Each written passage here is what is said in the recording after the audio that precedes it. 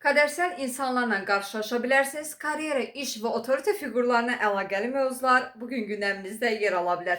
13 iyun tarixində həftənin 5-ci günündə günə Ayın Allah bürcündə davam edən hərəkət ilə başlayırıq və Ay Allah bürcündə hərəkət etdiyi üçün bugün gün ərzində çalışmaq, plan etmək və təşkilati işlər üçün uyğun zamandır, dəyərləndirə bilərsiniz.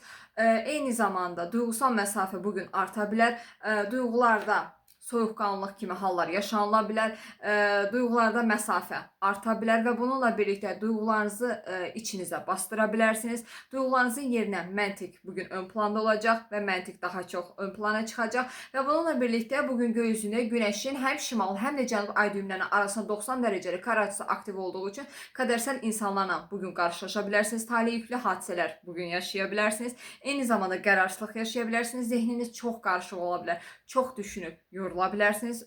Buna diqqət göstərməyə çalışın. Eyni zamanda lazımsız davalardan uzaq olmağa özən göstərin. Çünki bugün lazımsız davalar yaşanıla bilər. Sosial mediada gördüyünüz hər xəbərə inanmamağa özən göstərin bugün və eyni zamanda bir şeyləri anlatmaq istəyərkən yanlış anlaşılmalar, anlaşılmama kimi hallar yaşaya bilərsiniz. Diqqətli olmağa çalışın.